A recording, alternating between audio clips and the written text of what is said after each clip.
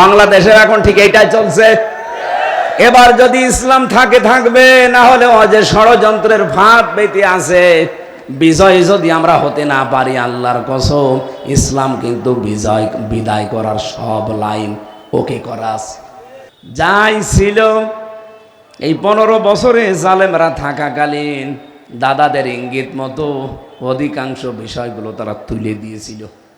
আর আপনার দলের ভেতরে কিছু 5-8টা গোলাম আছে, এদের কারণে যখন এখন ভারত প্রীতি দেখিয়ে এই দেশটাকে আবার অশান্ত করার চেষ্টা করেন, আপনিও দায়ী থাকবেন। উনি যে আসতেছে না, বহু কারণ আছে। এই উগ্রপন্থী যারা, তাদের কারণে আজ আমরা এই ওসমান হাদিকে হারালাম, এবং আরো অনেকে টার্গেটে আছে, এমনকি তারেক জিয়াও টার্গেটে আছে। বাংলাদেশের মানুষ কিন্তু ভালোর ভালো মন্দের মন্দ বুঝে ফেলেছে। এরা কারা শরিয়া আইনে দেশে প্রতিষ্ঠা করতে চায় না, বিশ্বাস করে না, এ জাতি এখন টের পেয়ে গেছে। হয়তো এ জাতি বদর দেখে নাই, কিন্তু সামনে দেখবে। বদর আমরা দেখেছি, বলেন বলেন, কিন্তু বদর এবার দেখবেন। আমরা যে বারবার এই যে বলে আসছি এতদিন যে ভোট এবার না, এবার ভোট যুদ্ধ হবে।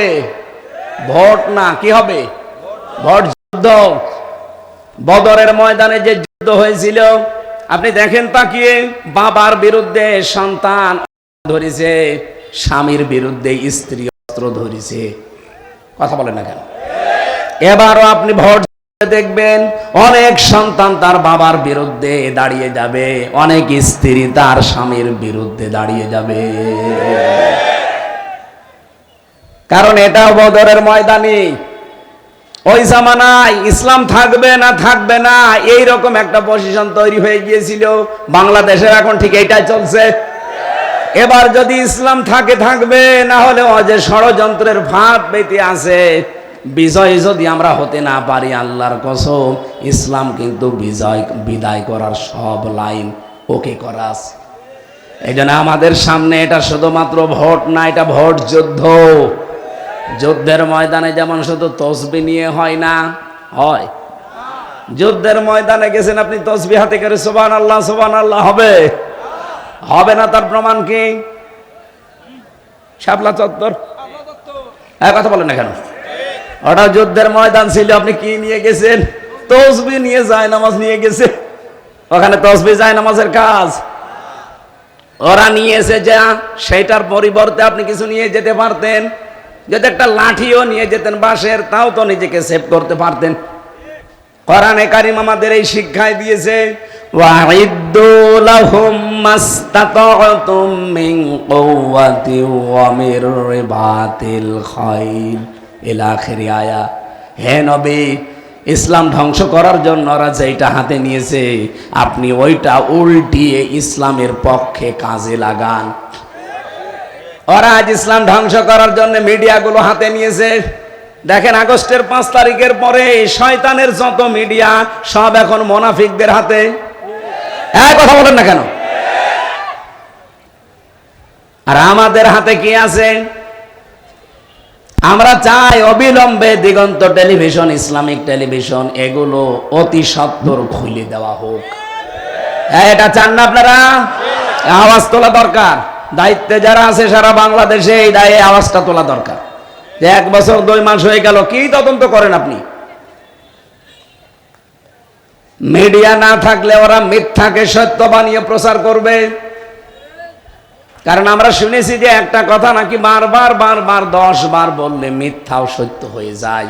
ওরা এতদিন এই সময় টিভি, 71 টিভি, ডিবিসি টিভি দিয়ে তাই করেছে।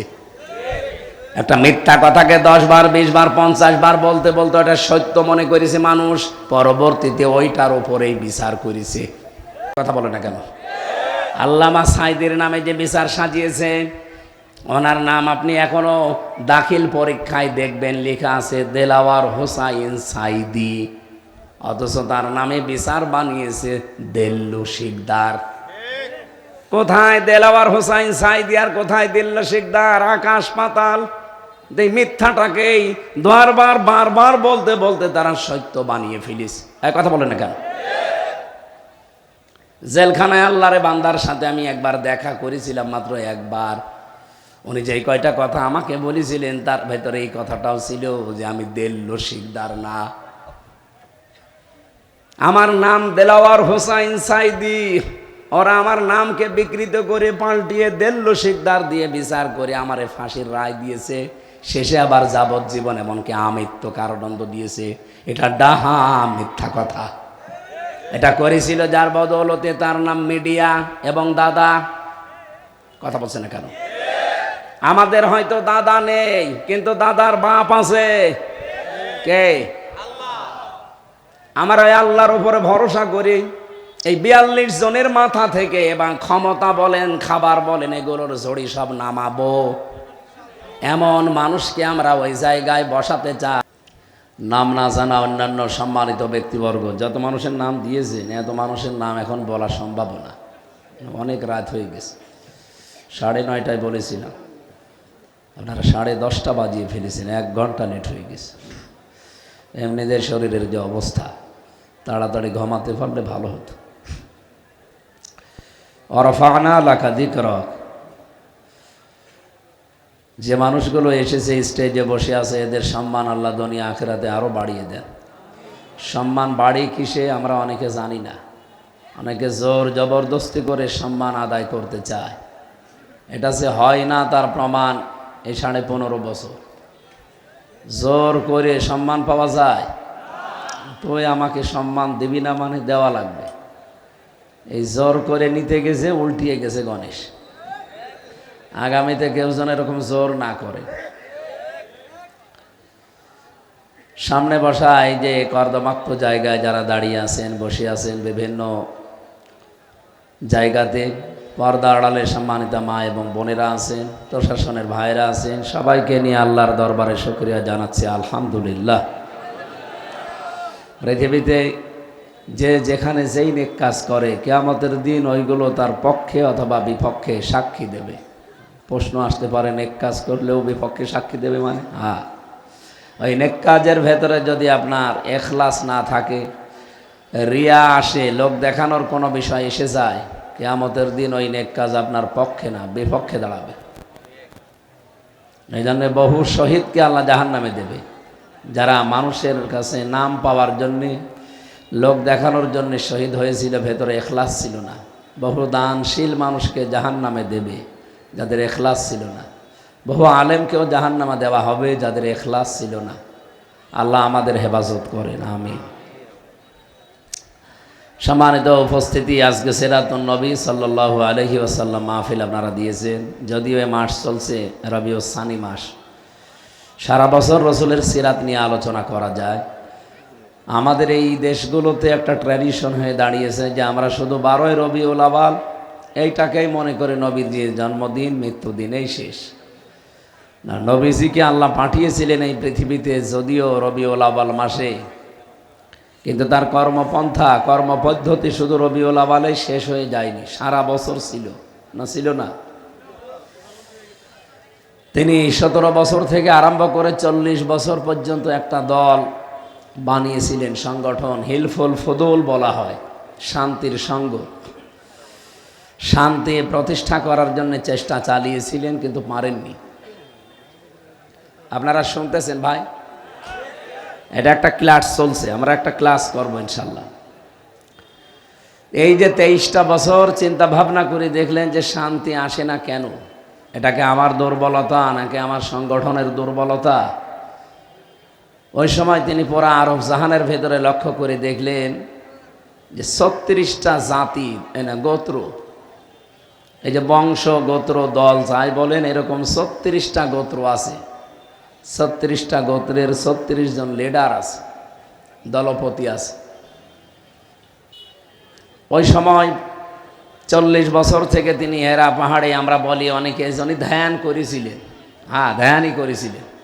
কিন্তু আমাদের দেশের মানুষ অনেকে যে ধ্যান করে, এই ধ্যান না। আমাদের দেশের মানুষও ধ্যান করে না, বিভিন্ন জায়গায় বিভিন্ন পীর সাহেবরা ধ্যান করে। নবীজির ধ্যান এইটা ছিল না। উনি এই 23 বছর একাধারে চেষ্টা চালানোর পরে চিন্তা করলেন যে শান্তির জন্য আমি সঙ্গ বানালাম, সংগঠন বানালাম, কাজও করলাম কম বেশি, তো শান্তি তো আসে না। উনি এই চিন্তা ভাবনা করেছিলেন, এই গবেষণায় ছিলেন যে শান্তি আসে না কেন দেখি। নবীজির দৃষ্টিতে তার চিন্তা ভাবনায় যেটা ধরা পড়েছিল এই 40 বছরে হেরা গুহায়, সেটা এইটা। আমি আর রাহিকুল মাখতুম থেকে বলছি। তিনি দেখলেন পুরা আরব অঞ্চলের ভেতরে 36টা লিডার এরা কাজ করে 36টা গোত্রের জন্যে। ওই সময় 3টা প্রতিষ্ঠিত জাতি ছিল, একটা ইহুদি, একটা খ্রিস্টান আর একটা মুশরিক। আর একটা জাতি ছিল নিভু অবস্থায়, তারা হানিফ গোত্রের মানুষ। হযরতে খাদিজাতুল কুবরা, আবু বকর সিদ্দিক, ওয়ারাকা ইবনে নাওফেল, এই সমস্ত মানুষগুলো এই ধর্ম, ইব্রাহিম আলাইহিস সালামের ধর্ম এরা মেনে চলত, কিন্তু তারা শিরিক করতো না। ওই সময় জাতীয় নেতা একজন ছিল ইহুদিদের, মারহাব বলা হয় তার নাম। খ্রিস্টানদের একটা জাতীয় নেতা ছিল মুখাইরে। মুশরিকদের একটা জাতীয় নেতা ছিল, তার নাম আবু জেহেল। জাতীয় নেত্রী ছিল ওই জামানায় 3 জন পুরা আরব অঞ্চলের ভেতরে। আবু লাহাবের স্ত্রী ছিল উম্মে জামিল, আবু সফিয়ানের স্ত্রী ছিল হিন্দা, আর আবু জেহেলের স্ত্রী ছিল নাকেরা। 3 3 6 আর ওদিকে 36, কত হয়?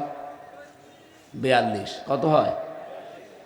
উনি ধ্যান করে এইটা পেয়েছিলেন যে পুরা আরব জাহান অশান্ত করে রেখেছে, আজ মানুষের কপালে শান্তি নেই। আমি যত চেষ্টা করছি পারছি না এই 42 জনের কারণে। সুতরাং এই 42 জনের মাথা থেকে খাদ্যের ঝুড়ি বলেন, ক্ষমতার ঝুড়ি বলেন, যা আছে এগুলো নামিয়ে আবু বকরের মতো, হযরত ওমরের মতো মানুষের মাথায় দেওয়া লাগবে।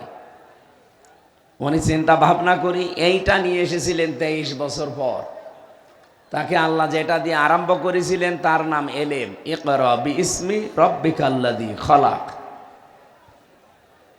নবীজি তিনবার বললেন না আমি পড়তে জানি না, মা আনা বিকারি। ফেরেশতা জিবরাইল তৃতীয়বার তাকে বুকের ভেতরে নিয়ে একটা চাপ দিয়ে বলেন ইকরা বিইসমি রাব্বিকাল্লাযী খলাক। আপনি পড়েন আপনার প্রভুর নামে যিনি আপনাকে বানিয়েছেন। তাফসিরে ফি জিলালিল কোরআন সৈয়দ কুতুব লিখেছেন মুহাম্মদুর রাসূলুল্লাহ এবার 1টা 2টা না 5 আয়াত পর পর জিবরাইল ফেরেশতার সাথে তিনি পড়ে শেষ করে ফেললেন। প্রশ্ন আসলো, হে মুহাম্মদ, আমি 3বার আপনাকে বলেছি ইকরা পড়েন, আপনি 3বার বললেন আমি জানি না, আমি পারি না। আপনি এবার যে 5 আয়াত আমার সাথে পর পর পড়লেন কি করে? নবীজি ওই দিন বলেছিলেন ইয়া আখি জিবরাইল, হে ভাই জিবরাইল, বারবার আপনি আমাকে পড়তে বলেন, কি পড়বো আমি? আপনি তো বলেননি যে কার নামে পড়া লাগবে, কি পড়া লাগবে।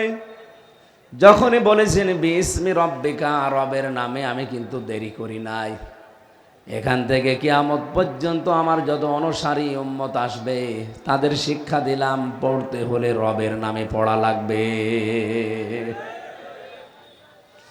আমাদের দেশে 92% মুসলমান আমরা, রবের নামেই তো পড়া চলছে নাকি? যাই ছিল এই 15 বছরে জালেমরা থাকাকালীন দাদাদের ইঙ্গিত মতো অধিকাংশ বিষয়গুলো তারা তুলে দিয়েছিল। এমন ভয়ঙ্কর অবস্থায় দাঁড়িয়েছে শিক্ষা ব্যবস্থা। ক্লাস 5 এবং 8-এ আগে বৃত্তি পরীক্ষায় 100 মার্ক ছিল, কোরআন হাদিস। এরা এই 15.5 বছরের ভেতরে ওইগুলো তুলে দিয়েছে। বলেন নাউজুবিল্লাহ। আমরা চাই ওগুলো আবার যেন ইনক্লুড করা হয় 5 এবং 8-এ, কারণ পড়াশোনার চাপ না থাকলে মানুষ পড়তে চায় না, সিলেবাসে না থাকলে মানুষ পড়তে চায়। আর একটা বিষয় এখান থেকে আমি শিক্ষা দিতে চাই জাতিকে। আমাদের মাথার উপরে যিনি এখন বসে আছেন, উনি যে আশা আমাদের দিয়েছিলেন 1 বছর 2 মাস প্রায় শেষ হয়ে যাচ্ছে, সে আশাগুলো এখনো আমরা বাস্তবে কোনো রূপ দেখতে পাইনি। উনি যে আশা দিয়েছিলেন আমরা আশায় বুক বেঁধেছিলাম যে না লোকটা পারবে, কিন্তু কোনো অজানা এক শক্তিতে উনি পারছে না। অথচ 2 জন নবীর নাম তার, ডক্টর মোহাম্মদ ইউনুস। কয় নবীর নাম? মোহাম্মদ একটা, ইউনুস একটা। তা আপনি কার ইশারায় কি করছেন আমরা জানি না। গানের মাস্টার নিয়োগ দিলেন, নাচের মাস্টার নিয়োগ দিয়েছেন শরীর চর্চার নামে। কেন একজন আলেমকে কোরআন শিক্ষার জন্য 1 থেকে 5 পর্যন্ত নিয়োগ দেওয়া যায় না? এ দাবি আপনারা করেন কিনা বলেন তো? কারা করেন দেখে? লিল্লাহে তাকবীর। হ্যাঁ, এটা যেন জায়গা মতো পৌঁছিয়ে যায়। মিডিয়া যারা আছে এগুলো পৌঁছাবে। আমরা 92% মুসলমান এই দেশে। অন্যান্য ধর্মে যারা আছেন আমরা চাই তাদের ধর্মীয় গ্রন্থ তারা পড়ুক। তো মাস্ট বি আমাদের কোরআনে কারিম, আমাদের জীবন মরণ যেটা, এটা শিক্ষা করা লাগবে। আর শিক্ষার জন্য 1 থেকে 5 পর্যন্ত একজন আলেম লাগবে। গানের মাস্টার, নাচের মাস্টারের যদি বেতন হয়, আলেমের বেতন হবে না? বলেন। নবীজি এই শিক্ষা দিয়েছিলেন যে আমি পড়বো কার নামে? কি পড়ান আপনি? খালি ইকরা ইকরা করেন। বলবেন তো বিসমি রাব্বিকাল্লাযী খালাক। আপনি বললেন, আমি আর দেরি করি না। সুতরাং এখন থেকে আমাদের সিলেবাসে যদি এগুলো না থাকে, আমার মনে হয় কিছুদিনের ভেতরে এই দেশে প্রাইমারি বন্ধ হয়ে যাবে। এখন সচেতন যারা আমরা নাগরিক আছি, মা বাবা গার্জিয়ান, তারা এখন প্রাইমারিতে দিতে চায় না। কারণ আমার এই ছোট্ট সন্তান যদি ছোটবেলা আল্লাহর কালাম ভেতরে না নেয়, বড় হয়ে ঠিক ও মত দিয়ে আমার সামনে কলি করবে। কি এগুলো করে না? অনেক জায়গায় দেখেন না, শিক্ষককে পিটায়, আমাকেও পিটাবে। এই জন্য বহু জায়গায় আমরা দেখছি এখন ক্যাডেট মাদ্রাসা বলেন, কিন্ডারগার্টেন বলেন, এরপরে নোরানি বলেন, এখানে আজ বাবা মা গার্জিয়ান যারা 2 বছর 3 বছর 5 বছর এখানে পড়ি, এরপরে 6-এ ভর্তি করে দেয়। যেন আহ্বান জানাবো, এদেশে স্কুলগুলো বন্ধ করতে না চাইলে আমাদের স্কুলে অন্তত 1 থেকে 5 পর্যন্ত কোরআনের ক্লাস 100 মার্কের বাধ্যতামূলক করা দরকার। আর এর জন্য একটা শিক্ষক লাগবে না? বলেন বলেন, লাগবে না? নবীজি ফিরে আসলেন ওখান থেকে। খাদিজা রাদিয়াল্লাহু তাআলা আনহা ওই সময়ও মুশরিকা, উনি এখনো ঈমান আনেননি। যদিও তিনি শিরিক করতেন না, তারপরও তো তিনি ঈমান আনেননি। নবীজি ওনাকে বললেন, জাম্মিলুনি জাম্মিলুনি, আমাকে ঢেকে দাও, আমি ভয় পেয়েছি। হযরতে খাদিজা ওই দিন তার স্বামীকে 5টা কথা শুনিয়েছিলেন। পৃথিবীতে আমরা যারা নেককার স্বামী বলে দাবি করি, স্ত্রীগুলো যদি আমাদের সম্পর্কে 5টা কথা বলতে পারে, আপনি আসলেই নেককার। কি বলেছিলেন হযরতে খাদিজা? নবীজিকে ডাক দিয়ে বললেন, কাল্লা, কখনো না, আল্লাহি লা ইখজিকাল্লাহু আবাদান, আল্লাহর কসম, আল্লাহ আপনাকে অপমান অপদস্থ ভয় ভীতি দেখাতে পারে না। জোরে বলেন সুবহানাল্লাহ। প্রশ্ন আসতে পারে, একজন অমুসলিম, তিনি এখনো ঈমান আনেননি, এরপরেও কেন তিনি এই কথা বললেন যে কাল্লা আল্লাহি, আল্লাহর কসম, লা ইখজিকাল্লাহু আবাদান, আল্লাহ আপনাকে অপমান করবে না। খাদিজা এতটুকু একটা বাক্যে আল্লাহর নাম বললেন 2 বার। আমরা অনেক মুসলমান আছি, সারাদিন কথা বললেও আল্লাহর নাম একবারও বলি না। কথা বোঝেন আমার? আপনার মুখে আল্লাহর নাম থাকা লাগবে। নবীজিকে যখনই বললেন বিসমি রব্বিকা, তখন নবী আর দেরি করেননি। এই জন্য কথাবার্তা, লেখাপড়া, চলাফেরায় সব সময় চলতে ফিরতে কার নাম বলা দরকার? খাদিজা বললেন, হে আমার স্বামী আবুল কাসেম, কাসেমের পিতা, আপনি ভয় পাবেন না, কখনো আল্লাহ আপনাকে ভয় দেখাতে পারে না। কারণ হিসাবে তিনি যেগুলো বলেছিলেন, ইন্নাকা লা তাসিলুর রাহিমা, আপনি তো রক্তের সম্পর্কগুলো ঠিক রাখেন, আপনি ভয় পান কেন? হাদিসের এই বাণী দ্বারা বোঝা যায় যে সমস্ত মানুষগুলো দুনিয়াতে রক্তের সম্পর্ক ঠিক রাখবে, তাদের অন্তর থেকে আমার আল্লাহ ভয় নামক জিনিস দূর করে দেবে। আমরা এটা পারি না। 100 জনের 98টা স্বামী আমরা এই হাদিসের এই অংশটুকু মানতে পারছি না। কারণ আমি হিসাব করে দেখেছি, কারণটা আমাদের স্ত্রী। আমি যে রক্তের সম্পর্কগুলো ঠিক রাখবো, তাদের হক আদায় করব, এ বিষয়ে সবচাইতে বড় বাধা আমার বউ। কি আপনি দেখবেন, আমার মন চাই, আমার প্রাণও চাই যে আমি হক আদায় করি, রক্তের সম্পর্কগুলো অটুট করি, ঠিক রাখি। কিন্তু মাঝখানে বাধা হয়ে দাঁড়ায় অধিকাংশ পরিবারে স্ত্রী। এরকম স্ত্রী নেই দেশে? আছে। আল্লাহ মেয়েদেরকে যেন এই সংকীর্ণ মন থেকে উত্তরণ হওয়ার তৌফিক দেন, বলেন আমিন। হযরতে খাদিজা ওই সময় বলেছিলেন, হে মুহাম্মদ আবুল কাসেম, আপনি রক্তের সম্পর্কগুলো ঠিক রাখেন, এই জন্য আপনার কোনো ভয় নেই। সুতরাং আমরাও যদি ভয় ভীতিহীন জীবন তৈরি করতে চাই, রক্তের সম্পর্ক যার সাথে যেটা আছে এটা আরো অটুট করা লাগবে। আমার কথা বুঝতেছেন আপনারা? যার সাথে যে রক্তের সম্পর্ক আছে, আপনার চাচার সাথে, আপনার ফুফুর সাথে, এরপর আপনার মা বাবার সাথে, আপনার বোনের সাথে, যাদের সাথে এই সম্পর্কগুলো বেশি আছে এগুলো আরো মজবুত করা লাগবে। আর এ বিষয়ে আমরা সাহায্যকারী হিসাবে আমাদের স্ত্রীকে পেতে চাই, কারণ এদের ছাড়া সম্ভব না। এরা যত পিস্টান দেবে, এদের মন যত ছোট হবে, আপনি তত কঠিন অবস্থায় পড়বেন এই জায়গাতে। আজ হাজারো পরিবারে স্বামী তার বোনের হক ঠিক মতো দিতে পারে না, আদায় করতে পারে না। ওনার মন চায় কিন্তু স্ত্রীর কারণে হয়ে ওঠে না। আমাদের স্ত্রীগুলোকে আল্লাহ খাদিজাতুল কুবরার মতো বানিয়ে দেন, বলেন আমিন। আতাহমিলুল কাল্লা আতাকসিবুল মাগদুমা আতুইনু আলা নওয়াইবিল হক। হযরতে খাদিজা একটা একটা করে 5টা কথা এখানে বলেছিলেন। কোন স্বামী যদি আমরা এই কথাগুলো আমাদের জীবনে বাস্তবায়ন করতে পারি, সে নেককার স্বামী। কি স্বামী?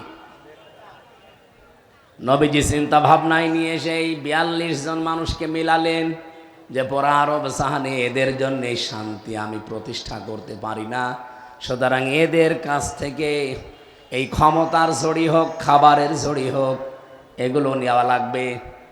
যে মানুষগুলো আমার পাশে আছে এই চরিত্রবান মানুষগুলোর মাথার উপরে দেওয়া লাগবে। উনি দিয়েছিলেন। দেওয়ার জন্য তিনি এই নবুয়ত পাওয়ার পর থেকে 13 বছর চেষ্টা করলেন, কিছুই হয়নি। 13 বছরের ভেতরে অত্যাচার, জুলুম, নির্যাতন এমন স্টিম রোলার চলেছিল। ইতিহাস থেকে বিভিন্ন সময় আপনারা শুনেছেন যে নবীজির মতো মানুষও 3 বছর জেলখানায় ছিল। কোন জায়গায়? আমাদের এরকম জেলখানা না। আমাদের জেলখানায় তো যোগাযোগ আছে। উনি যে শিয়াবে আবি তালিবে ছিলেন, কোনো যোগাযোগও ছিল না, একেবারে নিরবিচ্ছিন্ন। আমি এই জালেম সরকারের সময় 3 বছর ওর একটা টাচ পেয়েছিলাম মাত্র। জেলা কারাগারগুলোর অবস্থা আমি ভালো জানি না, কারণ ওখানে বেশি দিন ছিলাম না। কিন্তু আমি যেখানে ছিলাম গাজীপুরের হাই সিকিউরিটি কাশিমপুরে, এখানে যাদেরকে নিয়ে যাওয়া হয়, বিশেষ করে আলেম ওলামাদেরকে, এদের সাথে এমন আচরণ করার জন্য উপর থেকে নির্দেশ দিত। ওরা যা নির্দেশ দিত তার চাইতে 10 ডবল বেশি করতো ওরা। ওরা বলেছিল এদেরকে যোগাযোগ বিচ্ছিন্ন রাখবা। ওরা তাই করেছে। এত কাকতে মিনতি করতো আলেমরা, দেখতাম ঈদের সময় আসলে বলতো 5 মিনিট একটু কথা বলতে দেন। জেলার আর সোফার, দেবদুলাল আর সুব্রত বালা, দুইটাই তো আল্লাহর ওলি নাকি? এরা বলতো না, আপনাদের সাথে বাইরের যোগাযোগ বিচ্ছিন্ন, আপনারা বেঁচে আছেন না মরে গেছেন কেউ জানবে না, আপনারা থাকেন। অথচ মার্ডার মামলার আসামি, ফাঁসির আসামি, ওরা 7 দিনে 1 দিন 10 মিনিট করে সরকারের টেলিফোনে কথা বলে বাড়িতে। আর আমরা 76 জন আলেমকে দেখেছি এদের জঙ্গি নামে মামলা দিয়ে 3 বছর 5 বছর নিরবিচ্ছিন্ন যোগাযোগ বিচ্ছিন্ন। কথা তো বলতে পারবেনই না। 24 ঘন্টা একটা ফাঁসির কন্ডেম সেলের ভেতরে তালা লাগিয়ে কারারক্ষী দিয়ে আবার সিসি ক্যামেরা দিয়ে রাখতো। একটা জিন্দা কবরস্থান। এ কঠিন যন্ত্রণার দিকে তাকিয়ে মাঝে মাঝে মনে হতো নবীজিকে আবু জেহেল, আবু সুফিয়ান ঠিক এইটাই করেছিল। নবীজির মতো এত বড় সৎ চরিত্রের মানুষকে যদি 3 বছরে কঠিন কষ্ট দিতে পারে, তার আদর্শ অনুসরণ করে যে যত বেশি এগিয়ে যাবে তাকে কাফেররা ঠিক ওই রকমই কষ্ট দেবে। বাংলাদেশে দেয়নি। আমিও চিন্তা ভাবনা করেছি এই ইতিহাসের সাথে। এই 54 বছর বাংলাদেশে আমরা 92% মুসলমান বাস করি, অথচ এই দেশে 54 বছর চেষ্টা চালিয়ে যাচ্ছে যে শান্তি শান্তি শান্তি দেওয়ার জন্যে। বাস্তবে দেখেন শান্তি তো নেই, আর অশান্তির দাবানল বাড়তেছে। বলেন বলেন। আমি একটা চিন্তা করেছি যে শান্তির কারণ আসে না কেন। ওই জামানায় যে 42 জন নেতার নেত্রী দায়ী ছিল, আমাদের এই দেশেও আপনি তাকান 56,000 বর্গ মাইলের ভেতরে ঠিক 42 জনের মতোই দায়ী শান্তি না আসার পেছনে। আমাদের দেশেও জাতীয় নেতা ছিল 3 জন, শেখ মুজিবুর রহমান, জিয়াউর রহমান আর এরশাদ। জাতীয় নেত্রীও ছিল আমাদের দেশে 3 জন, হাসিনা, খালেদা, রওশন। মিলে যাচ্ছে না?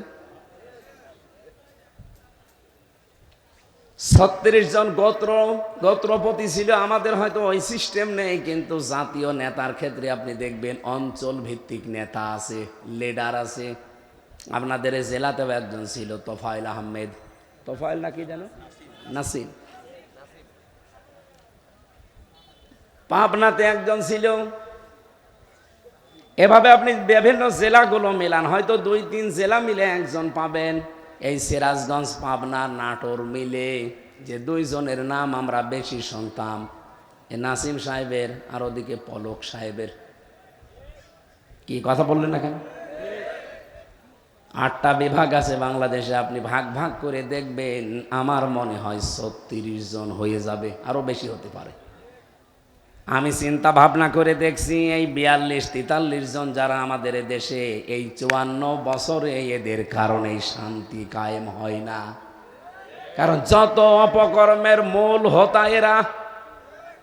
এই দেশ থেকে যে তামা পাচার হয়, সোনা পাচার হয়, রূপা পাচার হয়, দস্তা পাচার হয়, করে কি সলিমদ্দি কলিমদ্দি? ওই 42 জন। ওদিকে টেকনাফ থেকে শুরু করে তেতুলা পর্যন্ত 1150 কিলোমিটার আপনি মাপেন। টেকনাফ থেকে শুরু করেন, ওখানে আল্লাহর ওলি বসে আছে আব্দুর রহমান বদি, বাবার ব্যবসা করে। কিসের? ওর পরে আপনি আসেন বান্দরবনে, এরপরে চট্টগ্রামে। আমি নামগুলো নিতে পারতাম, লিখেও ছিলাম, কিন্তু নিচ্ছি না। একজনের নাম বললাম। এভাবে আপনি একেবারে টেকনাফ থেকে তেঁতুলিয়া পর্যন্ত চলে যান, রূপসা থেকে পাথুরিয়া পর্যন্ত মিলান, এই 56,000 বর্গ মাইলেও এই 42 জনের মতোই পাবেন।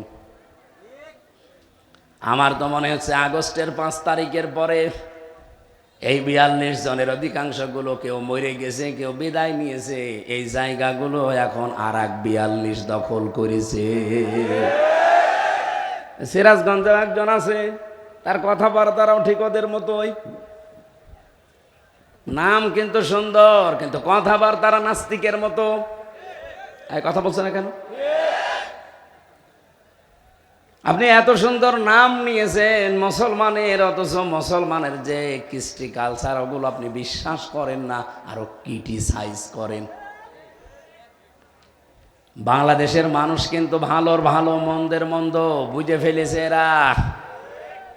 কারা শরিয়া আইনে দেশে প্রতিষ্ঠা করতে চায় না, বিশ্বাস করে না, এ জাতি এখন টের পেয়ে গেছে। হয়তো এ জাতি বদর দেখে নাই, কিন্তু সামনে দেখবে। বদর আমরা দেখেছি, বলেন বলেন, কিন্তু বদর এবার দেখবেন। আমরা যে বারবার এই যে বলে আসছি এতদিন, যে ভোট এবার না, এবার ভোট যুদ্ধ হবে। ভোট না, কি হবে? ভোট যুদ্ধ। বদরের ময়দানে যে যুদ্ধ হয়েছিল, আপনি দেখেন তাকিয়ে, বাবার বিরুদ্ধে সন্তান অস্ত্র ধরেছে, স্বামীর বিরুদ্ধে স্ত্রী অস্ত্র ধরেছে। কথা বলেন না কেন? এবারও আপনি ভোট যুদ্ধে দেখবেন, অনেক সন্তান তার বাবার বিরুদ্ধে দাঁড়িয়ে যাবে, অনেক স্ত্রী তার স্বামীর বিরুদ্ধে দাঁড়িয়ে যাবে। কারণ এটাও বদরের ময়দানে। ওই জামানায় ইসলাম থাকবে না থাকবে না, এইরকম একটা পজিশন তৈরি হয়ে গিয়েছিল। বাংলাদেশের এখন ঠিক এইটাই চলছে। এবার যদি ইসলাম থাকে থাকবে, না হলে ও যে ষড়যন্ত্রের ফাঁদ পেতে আছে, বিজয় যদি আমরা হতে না পারি, আল্লাহর কসম ইসলাম কিন্তু বিদায় করার সব লাইন ওকে করা আছে। এই জন্য আমাদের সামনে এটা শুধুমাত্র ভোট না, এটা ভোট যুদ্ধ। যুদ্ধের ময়দানে যেমন শুধু তসবিহ নিয়ে হয় না, হয় যুদ্ধের ময়দানে গেছেন আপনি তসবিহ হাতে করে সুবহানাল্লাহ সুবহানাল্লাহ হবে? হবে না। তার প্রমাণ কি? শাপলা চত্বর। কথা বলেন না কেন?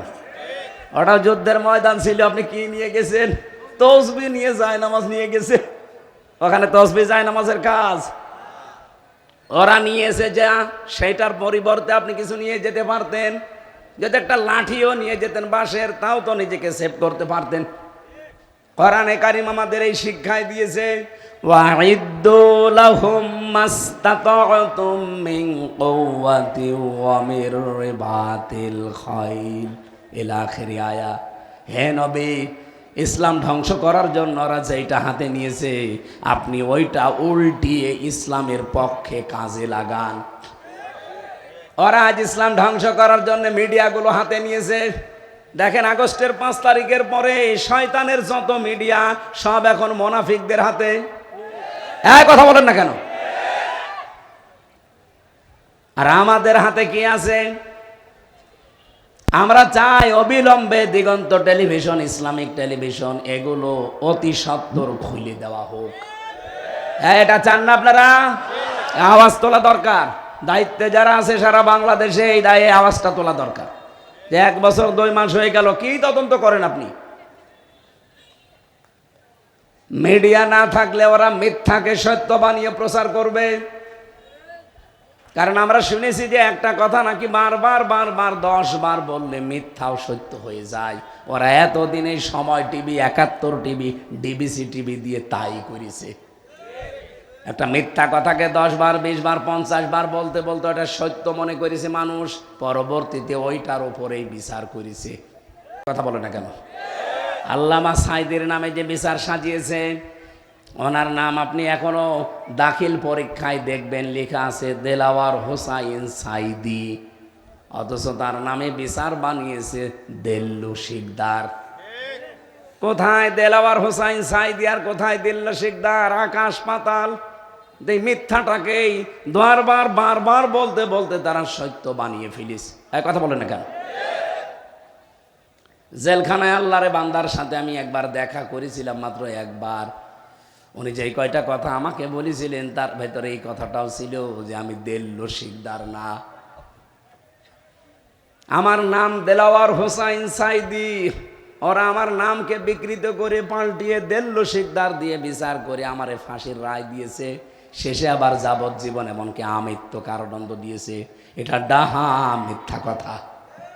এটা করেছিল যার বদৌলতে তার নাম মিডিয়া এবং দাদা। কথা বলছে না কেন? আমাদের হয়তো দাদা নেই, কিন্তু দাদার বাপ আছে। কে? আমরা ওই আল্লাহর উপরে ভরসা করি। এই 42 জনের মাথা থেকে এবং ক্ষমতা বলেন, খাবার বলেন, এগুলোর ঝড়ি সব নামাবো। এমন মানুষকে আমরা ওই জায়গায় বসাতে চাই, অধ্যাপক জাহিদুর রহমানের মতো মানুষ, ডক্টর আব্দুস সামাদের মতো মানুষ। 300 জন লাগবে না, মাত্র 151 জন যদি এবার কোরআনে কারিম বুকে নিয়ে ওই জায়গায় যেতে পারে, এতদিন দেশের মানুষ যারা না খেয়েছিলেন খাবার নিয়ে পারবেন না। আমরা এই আশা কি আন্দাজে করি নাকি এর ভিত্তি আছে? আর ভাই, বাইরের দেশগুলোতে আমি গিয়েছি। মালয়েশিয়া 2004 সাল থেকে তারা দাঁড়িয়ে গেছে, অথচ আমাদেরও নিচে ছিল তারা। সিঙ্গাপুরের দিকে তাকান, আজ বিশ্বে 257টা রাষ্ট্র। এই রাষ্ট্রগুলোর ভেতরে যদি আপনি 10টা রাষ্ট্রকে এক জায়গায় করেন, সিঙ্গাপুর তার ভেতরে ধরা লাগবে। কোথায় ছিল তারা? মাছ ধরে খেত। ওই যে জেলে বলে, জেলে, চারিদিকে সাগর আর মাঝখানে একটা দ্বীপ, এদিকে ওদিকে মাত্র 42 কিলোমিটার। অথচ বিশ্বের মানচিত্রে সিঙ্গাপুর বলে আপনাকে একটা রাষ্ট্র ধরা লাগবে। কোথায় চলে গেছে? শুধুমাত্র আইনের প্রয়োগ আর সততার কারণে। এই কয়েকদিন আগে আমি একটা দৃশ্য দেখলাম, খ্রিস্টান যারা আমাদের উন্নতি দেখতে পারে না, ইহুদি যারা আমাদের সহ্য করতে পারে না, তারা পর্যন্ত বাংলাদেশ সম্পর্কে এখন একটা কথা বলতে বাধ্য হচ্ছে যে আগামীতে বাংলাদেশ জামাতি ইসলামী রাষ্ট্রীয় ক্ষমতায় যাওয়া দরকার 5 কারণে। কয় কারণে? তার ভেতরে একটা কারণ আমি পড়ে খুব ভালো লেগেছে। ওরা বলছে জামাত ইসলামের লোকজন সৎ, যোগ্য, ভদ্র এবং নির্ভীক। এরা যে সৎ, ভদ্র, সততা নিয়ে চলে, এদের সাথে যে কথা বলা যায় এর প্রমাণ বাংলাদেশের মানুষ এই 54 বছরের ভেতরে কিন্তু পেয়েছে। আমাদের 2 জন মন্ত্রী ছিল, এই কথা বলেন না কেন?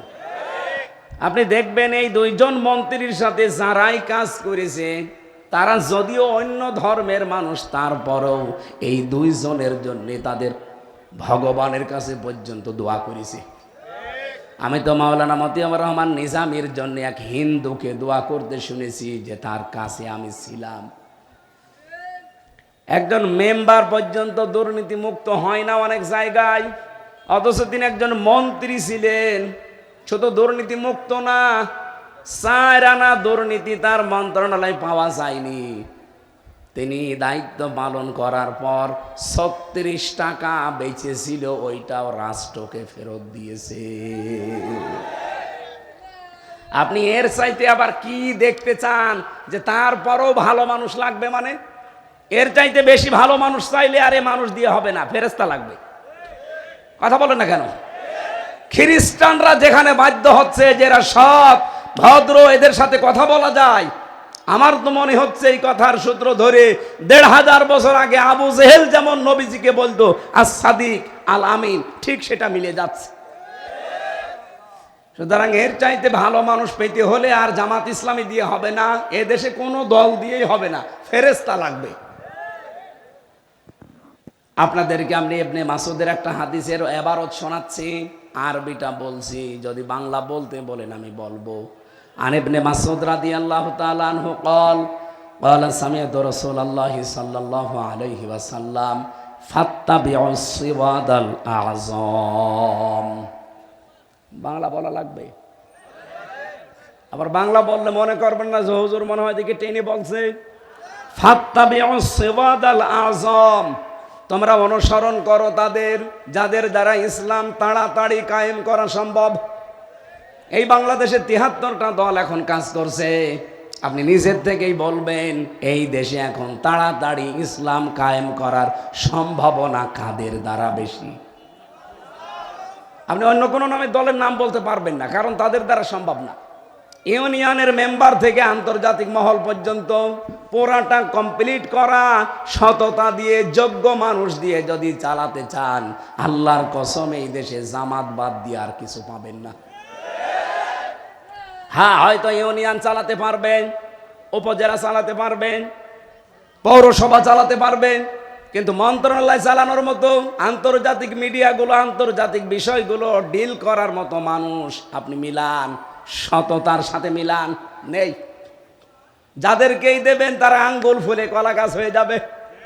কিন্তু আমিরে জামাতের ডাইরেক্ট ঘোষণা, জাহিদুর রহমান যদি উনি এমপি হয়, মন্ত্রী হয়, 5 বছরে ওনার 1টা টাকা বাড়বে না, যা আছে আরো কমে যাবে। অন্য কোন দলের লোককে আপনি এই ঘোষণা দিতে বলেন তো, দেন? কারো বুকে সৎসাহস নেই। এই আসনের জন্য মাত্র একজন জামাত ইসলাম থেকে মনোনয়ন পেয়েছে, ডক্টর আব্দুস সামাদ, অথচ অন্য দলের শুনছি এক জায়গায় 20 জন। এই জায়গায় আমি জানি না, অন্যান্য জেলায় আছে। তো এক জায়গায় আপনি 20 জন, আর উনি মাত্র একজন। এই ঘোষণা দেন তো দেখিয়ে 20 জনের একজন ওটাকে কিনা। আব্দুস সামাদ উনি এমপি মন্ত্রী হলে 5 বছর ওনার 1টা টাকা বাড়বে না, যা আছে আরো কমে যাবে। অন্য যে 20 জন লাফাচ্ছে, একটু ঘোষণা দিক। 20 জনের একজনও বলবে আমার কোনো দরকার নেই ছাতা। এই কথা বলছে না কেন?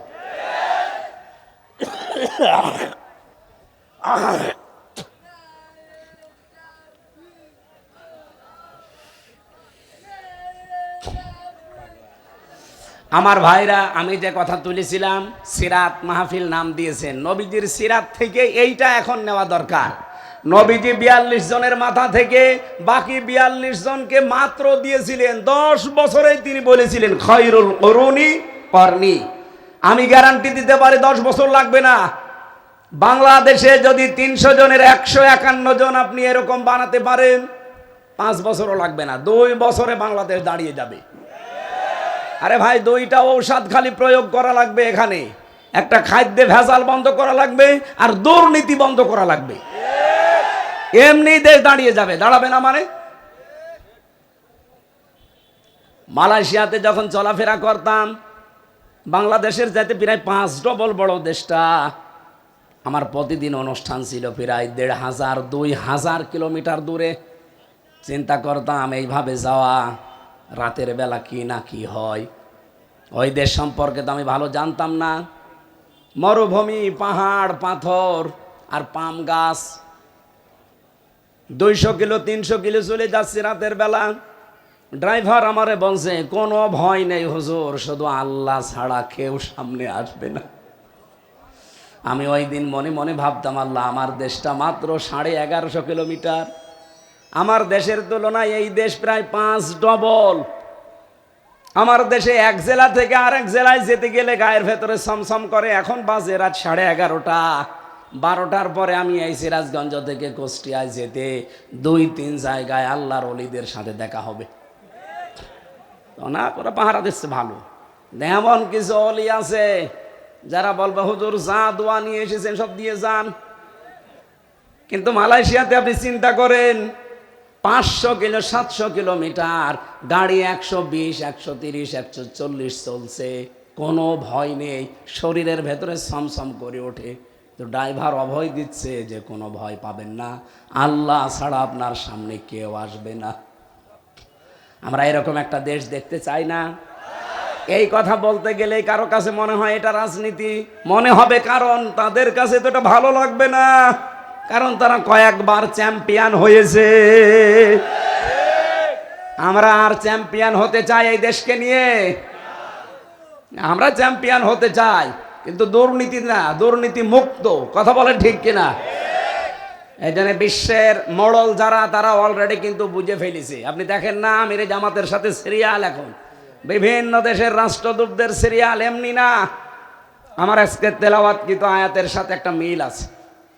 আমরা কি একটু কথা বলতে পারি? আপনাদের দাঁড়ানো তো কষ্ট হচ্ছে এই কাদার ভেতরে, এই জন্য আমার মনে হচ্ছে শেষ করে দিই। সূরা নূর 55 নম্বর আয়াতটা পড়েছি। 64টা আয়াত আছে, মদিনায় নাজিল হয়েছে, মাত্র একটা আয়াত পড়েছি। ঐতিহাসিক প্রেক্ষাপট, শানে নজুল এবং এর বিশদ যে ব্যাখ্যাগুলো, এতগুলো দেওয়া সম্ভব না। আমি আধা ঘন্টায় শেষ করতে চাই। খুব ভালো করে আয়াতের কিছু মূল শিক্ষা যেগুলো আমি নোট করেছি এগুলো বলছি। আল্লাহ রাব্বুল আলামিন সূরার নাম দিয়েছেন সূরা নূর। কি নাম দিয়েছেন? এর 40 নম্বর আয়াতের ভেতরে এই কথাটা আছে। আল্লাহ রাব্বুল আলামিন বলেন 35 নম্বর আয়াতে আছে, আল্লাহু নূরুস সামাওয়াতি ওয়াল আরদ মাসালু নূরিহি কামিশকাতিন ফিহা মিসবাহ। বলেন আল্লাহু আকবার। আরো বিস্তারিত ছিল কেন নামকরণ করা হয়েছে সূরা নূর দিয়ে। আল্লাহ পাকের একটা নাম নূর। কি নাম? এমনকি কোরআনেরও একটা নাম নূর। 55টা নাম আছে কোরআনের, আমি তাফসিরে মাঝারির ভেতরে পেয়েছি, তার একটা অন্যতম নাম হচ্ছে নূর। নূর মানে আলো। নূর মানে কি? নূর মানে আলো, জ্যোতি। এই আলো বা জ্যোতি যেখানে যাবে ওই জায়গায় যদি অন্ধকার থাকে, মাস্ট বি ওটা দূরভীত হবে। আলো নিয়ে আসলেন, অন্ধকার গেল না, বুঝতে হবে ওটা আলো না মরিচিকা। এই কথা বলেন না কেন?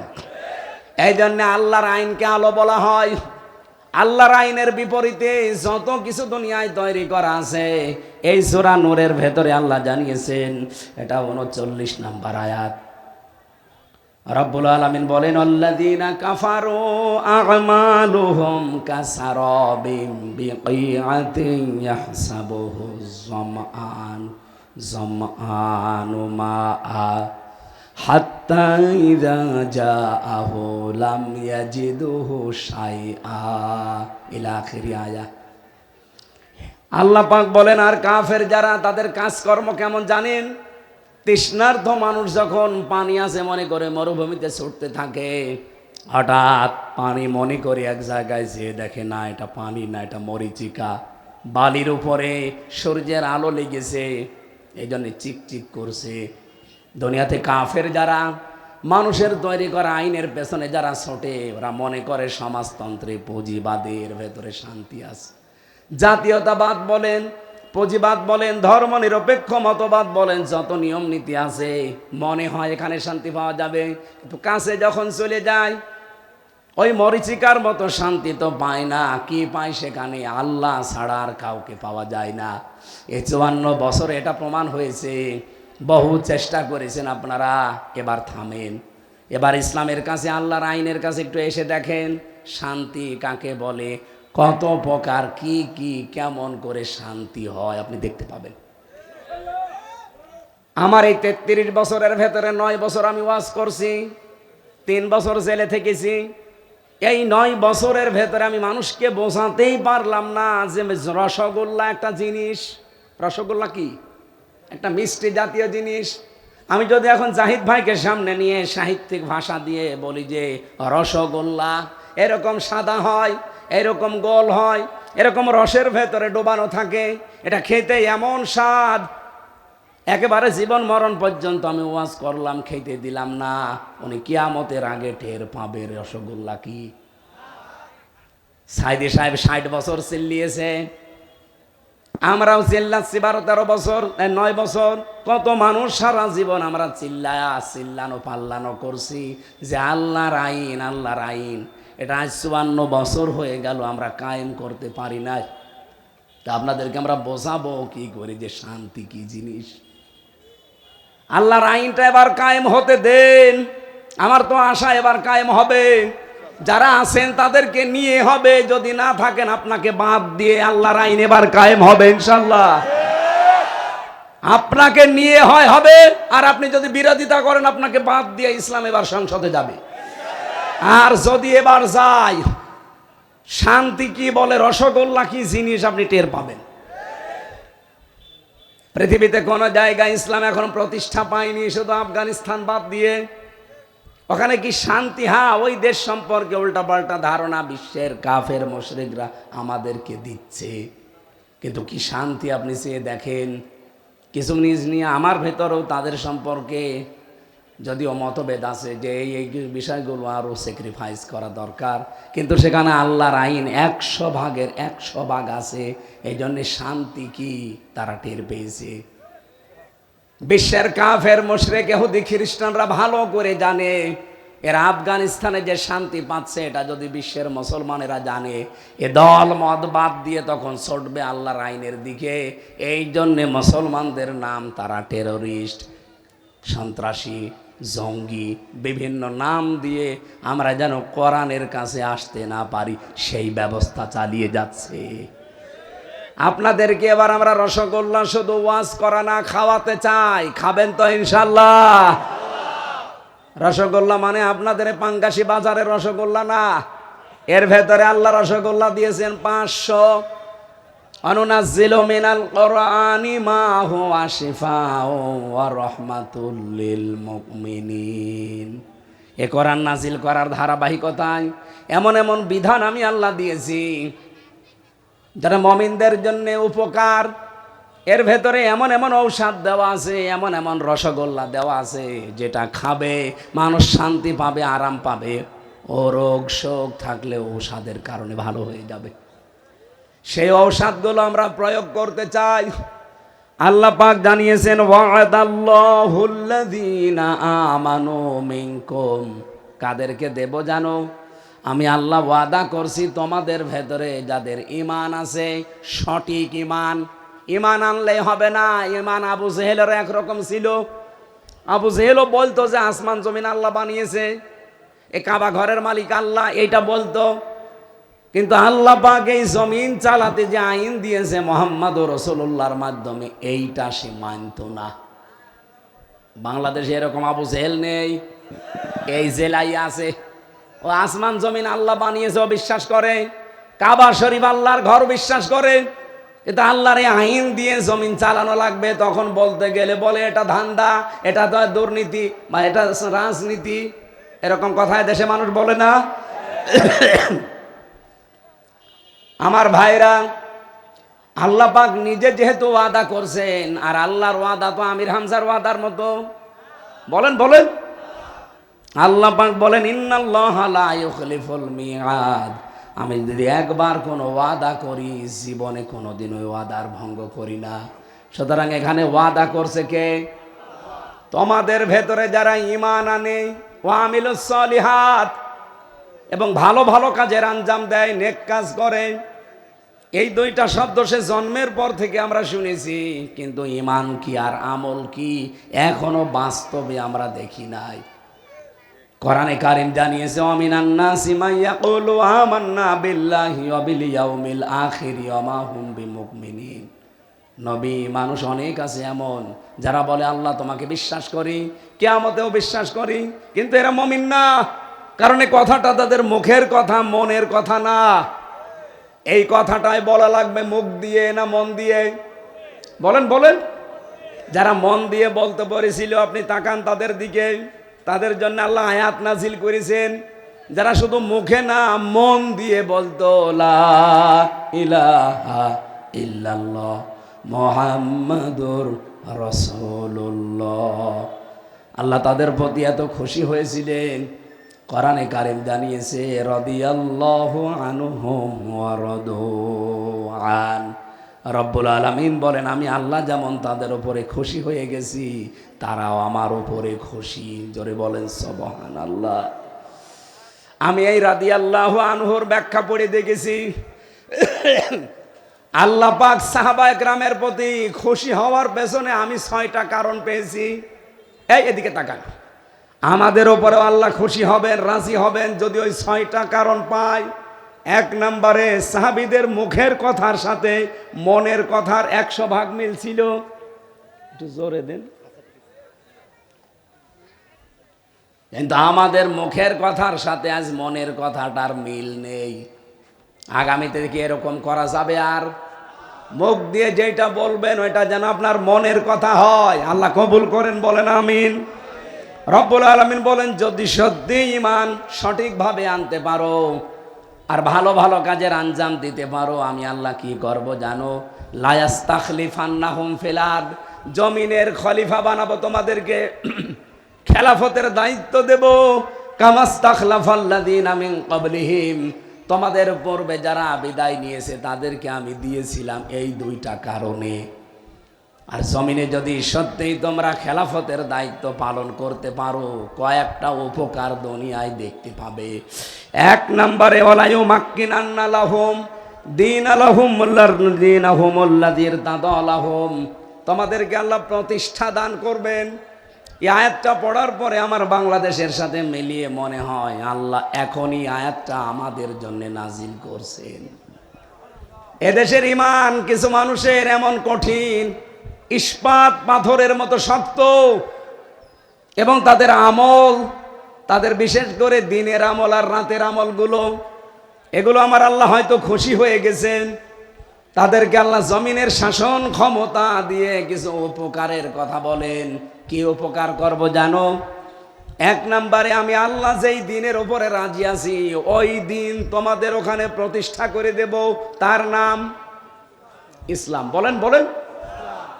বহু মানুষ বিরোধিতা করছে এই দেশে এবং করবেও আন্তর্জাতিকভাবে, কিন্তু আল্লাহ বলেন ঈমান আর আমল যাদের সত্যিই সঠিকভাবে আমি পেয়ে যাব, তাদের সাথে আমার ওয়াদা এই যে জমিনের খেলাফতি তাদেরকে দেব। এবার আল্লাহ যেন আয়াতটা আমাদেরকে দেখান তার নিজের পছন্দ করা দিন, যেটা আল ইয়াউমা আকমালতু লাকুম দীনাকুম ওয়া আতমামতু আলাইকুম নি'মাতি ওয়া রাদিতু লাকুমুল ইসলাম দীনা। যেই দিনের উপরে তিনি রাজি আছেন সেই দিন, তার নাম আরো জোরে 4,500 দিন আছে দুনিয়ায়, ধর্ম আছে, কোন ধর্মের উপরে আল্লাহ রাজি না। একমাত্র ধর্মের ওপরে আল্লাহ রাজি, তার নাম ইসলাম। তার এই রাজি হওয়া, খুশি হওয়া ইসলামকে এবার বাংলাদেশে আমার মনে হচ্ছে আল্লাহ প্রতিষ্ঠা করবেন। এটা আল্লাহর 1 নম্বর ওয়াদা। 2 নম্বরে ওয়ালা ইউবাদদিলান্নাহুম মিন বাদি খাউফিহিম আমনা, আল্লাহ বদল করে দেবেন তোমাদের জন্য ভয় ভীতির যে পরিবেশ, এই জায়গায় আল্লাহ নিরাপত্তা, শান্তি, স্বস্তি এইগুলো আল্লাহ দেবেন। এটা বাংলাদেশে আল্লাহ দেয়নি। আগে এই অনুষ্ঠানটা করতে 14 জায়গায় পারমিশন নেওয়া লাগতো, এরপরও ভয় ছিল, না জানি কখন কি হয়ে যায়। কিন্তু আল্লাহ এমন একটা ব্যবস্থা করে পরিবর্তন করে দিয়েছে, অনুমতি তো নেওয়াই লাগবে না, আর নিরাপদে বসে বসে কোরআন শোনা যাবে। এটা কি ওয়ালা ইউবাদদিলান্নাহুম মিন বাদি খাউফিহিম আমনা, ভয়ের পরে আল্লাহ নিরাপত্তা, শান্তি, স্বস্তি দেবে। এই আয়াত কি মিলছে না? বলেন বলেন। এখন কি করা লাগবে আমাদের? আল্লাহ বলেন ইয়াবুদুনানি লা ইউশরিকুনা বি শাইআ, তোমরা আল্লাহর ইবাদত করবা একনিষ্ঠভাবে এবং তার সাথে কোনো কিছুকে শরীক করবা না। আজ এই দেশে যারা বিভিন্ন জিনিসের পূজা করেন, আমরা কোরআনের অনুষ্ঠানগুলো থেকে তাদেরকে আহ্বান জানাই, দাওয়াত দেই যে মাটির তৈরি করা মূর্তির কাছে মাথা নত না করে এই মাটির মালিকের কাছে আসেন, মাথা নত করি। যে জিনিস নিজে দাঁড়াতে পারে না, যার পেছনে বাঁশ দেওয়া ছাড়া খাড়া হয়ে থাকতে পারে না। আপনি বাংলাদেশে যত মূর্তি আছে একটু দেখেন, আমি ছোট করছি না তাদের ধর্মকে, তারা তাদের ধর্ম মানুক, কিন্তু তাদের বিবেকের কাছে আমার প্রশ্ন, এই দেশে আজকে লক্ষ লক্ষ মূর্তি বিভিন্ন জেলাতে, বলেন তো একটা মূর্তিকে পাবেন পেছনে বাঁশ দেওয়া ছাড়া খাড়া হয়ে থাকতে পারে? বাঁশ ছাড়া জীবনও খাড়া হয়ে থাকতে পারবে না। তাও জায়গা মতো বাঁশ দিয়ে দেখবেন খাড়া করে রেখে দিয়েছে। আল্লাহ উদাহরণ দিয়েছে যে একটা মশা পড়লে মশা তাড়াতে পারে না, একটা মাছি পড়লে মাছি তাড়াতে পারে না। তাদের কাছে তুমি মাথা নত করো, তোমার বিবেকের ওপরে কি? এই জন্য আহ্বান জানাচ্ছি, আসেন মাটির তৈরি করার জন্য জিনিসের সামনে মাথা নত না করে দাওয়াত দিলাম, আসেন মাটির মালিক যিনি মহান রব্বুল আলামিন, তার সামনে কপাল নত করি। এ দাওয়াত আমরা দিতে পারি না? তারা হয়তো অজ্ঞ, না জেনে এগুলো করতে পারে। আপনি যদি একটু বিবেকের কাছে তাদের নাড়া দেন, দেখবেন পরিবর্তন হয়ে গেছে। যশোরের এক অধ্যাপককে পেয়েছিলাম, উনি বিসিএস ক্যাডার। ওনারে বলেছিলাম, স্যার আপনার ইসলাম কবুল করা লাগবে না, শুধু আমার এই কোরআন শরীফটা ইংরেজি হোক বাংলায় হোক আপনি একবার বুঝে বুঝে পড়বেন। ও আল্লাহ, 3 মাস পরে দেখি আল্লাহর বান্দা নিজের থেকেই বিবেকের তাড়নায় মুসলমান হয়ে গেছে। আজকে দেশে যেহেতু অন্যান্য ধর্মের মানুষ খুব বেশি না, আপনারা মাত্র 8 ভাগ আর আমরা 92 ভাগ, 8 ভাগ মানুষকে দাওয়াত দিচ্ছি, ফিরে আসেন আপনারা। ইয়াবুদুনানি, আমরা আল্লাহর ইবাদতে নিমগ্ন হই, মগ্ন হয়ে যায়। আল্লাহ যে ওয়াদাগুলো করছেন, ভয়ের যে সংস্কৃতি আছে, দাদাদের ভয়, আরো বিভিন্ন সাদা চামড়াদের ভয়, সব ভয় দুই করে শান্তি, স্বস্তি, নিরাপত্তা দিয়ে আল্লাহ আমাদের 56,000 বর্গ মাইল ঢেকে দেবে। এটাকে আমি বানালাম। অমান দাখলাহু কানা আমিনা। আল্লাহ বলেন আমার কাবা শরীফে ঢুকলেই, এই এরিয়ার ভেতরে আসলেই তোমাদেরকে নিরাপত্তা, শান্তি, স্বস্তি দিয়ে দেব। কেন? কারণ কাবার এরিয়ার ভেতরে আপনি কোনো শিরিক পাবেন না। কথা বলেন না কেন? আমরাও যদি বাংলাদেশকে বহির্শত্রু থেকে মুক্ত করতে চাই, যদি দুশ্চিন্তা থেকে, ভয় থেকে, আতঙ্ক থেকে এই দেশকে যদি শান্তির আবাস ভূমি বানাতে চান, এই দেশের শিরিক বন্ধ করা লাগবে। কি কথা বললেন না কেন? এরপরেও আল্লাহ বলেন আমান কাফারা বাদা জালিকা। এতগুলো কথা বলার পরেও কেউ যদি উল্টা দিকে ফিরে যায়, ফাউলাইকা হুমুল ফাসিকুন, সেই জ্ঞান পাপী, সেই ফাসেক, সে হচ্ছে দুষ্কৃতিকারী। ওয়াকিমুস সালাতা ওয়া আতুজ যাকাত, যদি ওই পরিবেশ তোমাদের সামনে এসে যায় তাহলে নামাজ কায়েমের ব্যবস্থা করবা। আরে দায়িত্ব আমি দিয়েছি, এই জাহিদুর রহমানের মতো 151 জন যখন সংসদে যাবে তাদেরকে, আল্লাযীনা ইম্মাক্কান্নাহুম ফিল আরদি আকামুস সালাতা ওয়া আতাবুজ যাকাত, এরা গেলেই প্রথমে এই আয়াতটা মানবে, নামাজের বিল আনবে, যাকাত ভিত্তিক অর্থনীতি দেশে কায়েম করে দেবে। আর যাদের টাকা ব্যাংকে ছাতা পড়ে যাচ্ছে, ছাতা পড়বে না, এককালীন দানের মাধ্যমে, জাকাতের মাধ্যমে ঠিক গরিবের হাতে হাতে পৌঁছিয়ে যাবে। কি করে শান্তি নিয়ে আসা লাগে, এগুলোর ঔষধ তো আছে, শুধু অ্যাপ্লাই করা লাগবে। এক কথা বলেন না কেন? ওয়াতিউর রাসূলের আনুগত্য করো। জীবনের কোন জায়গায় বিশ্ব নবীর আদর্শ বাদ দিয়ে অন্য কারো আদর্শ মেনে নিও না। কি করা হবে? লাআল্লাকুম তুরহামুন, আশা করা যায় তোমাদের উপর আল্লাহর রহমত নাযিল হবে।